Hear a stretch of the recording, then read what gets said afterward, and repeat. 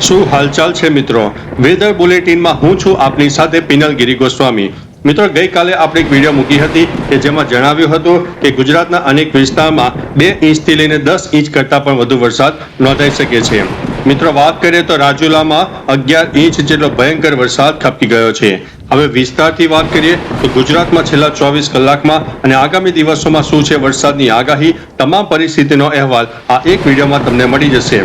છેલ્લા 24 કલાકમાં પડેલા વરસાદની વાત કરીએ તો સૌરાષ્ટ્ર અને દક્ષિણ ગુજરાત ચોમાસું સૌરાષ્ટ્ર અને કચ્છમાં ખૂબ જ સક્રિય ધીમે ધીમે થઈ રહ્યું છે.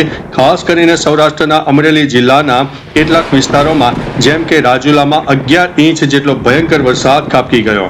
અન્ય વિસ્તારોની વાત કરીએ તો દક્ષિણ ગુજરાતના ડાંગ અને દમણમાં ભારે વરસાદ પડી ગયો અને અતિભારે પણ વરસાદ નોંધાયો હતો. આ ઉપરાંત સાબરકાંઠા, નવસારી, તાપી, વલસાડ, ભાવનગર અને ગીર સોમનાથ જિલ્લામાં પણ સારો એવો વરસાદ નોંધાઈ ગયો. જ્યારે ઉત્તર ગુજરાતમાં હળવો મધ્યમ વરસાદ થયો અને કચ્છ પંથકમાં મોટા ભાગે સૂકું રહ્યું છે. હવે મિત્રો, શું છે આગામી દિવસોમાં વરસાદની આગાહી? રાજ્યમાં એક સાથે 4 વરસાદની સિસ્ટમ સક્રિય હોવાને કારણે આગામી 5 દિવસ સાર્વત્રિક અને ભારેથી અતિભારે વરસાદની આશંકા છે. અત્યંત ભારે વરસાદની ચેતવણી કયા જિલ્લામાં છે? તો દક્ષિણ ગુજરાતના સુરત, તાપી, ડાંગ, નવસારી, વલસાડ, દમણ અને દાદરાનગર હવેલી તેમજ સૌરાષ્ટ્રના અમરેલી અને ભાવનગર જિલ્લામાં આગામી 24 થી 48 કલાક દરમિયાન અત્યંત ભારે વરસાદ એટલે કે આઇસોલેટેડ એક્સ્ટ્રીમલી હેવી રેન પડી શકે છે.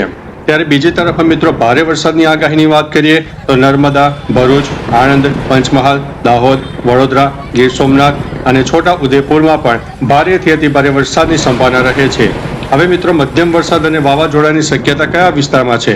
તો ખાસ કરીને અમદાવાદ, ગાંધીનગર, બનાસકાંઠા, પાટણ, મહેસાણા, સાબરકાંઠા અને ખેડા સહિત ઉત્તર ગુજરાતના વિસ્તારોમાં 40 થી 50 કિલોમીટરની ઝડપે પવન ફૂંકાવા સાથે ગાજવીજ સાથે હળવો મધ્યમ વરસાદ પડવાની સંભાવના છે. દરિયાકાંઠાના વિસ્તારોમાં ભારે પવનના પગલે બંદરો ઉપર 3 નંબરનું સિગ્નલ પણ લગાવી દેવામાં આવ્યું છે. હવે મિત્રો, તમને પ્રશ્ન થાય કે આવો ને આવો વરસાદ હજુ આપણને કેટલા દિવસ સુધી જોવા મળી શકે છે?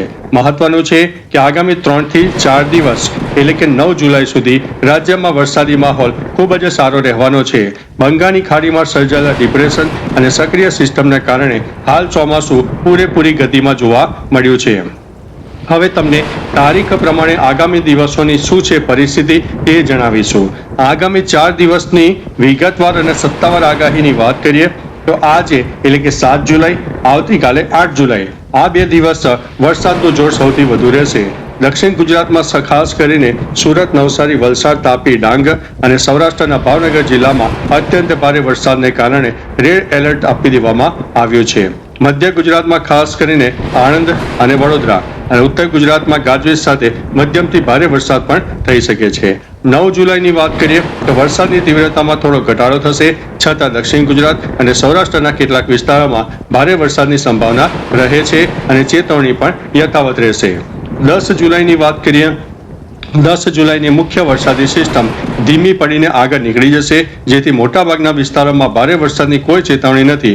જોકે ચોમાસાની સિઝન હોવાથી સ્થાનિક સ્તરે હળવો મધ્યમ વરસાદ ચાલુ રહી શકે છે, પણ જે ગત 24 કલાકમાં વરસાદ પડ્યો તેવો અનરાધાર વરસાદ જોવા નહીં મળે. મિત્રો, ખાસ નોંધ રાખજો કે દરિયાકાંઠાના વિસ્તારોમાં આગામી 2 દિવસ 40 થી 50 કિલોમીટર પ્રતિ કલાકની ઝડપે પવન ફૂંકાઈ શકે છે, જેથી માછીમારોને દરિયો ન ખેડવા માટે અને નાગરિકોને નીચાણવાળા વિસ્તારોમાં સાવચેત રહેવા માટે અમારા ચેનલ વતી વિનંતી છે. તો ચાલો મિત્રો, ફરીથી લેટેસ્ટ ઇન્ફોર્મેશન અને વરસાદની નવી આગાહી લઈને મળતા રહીશું. ત્યાં સુધી અમને રજા આપશો. નમસ્તે.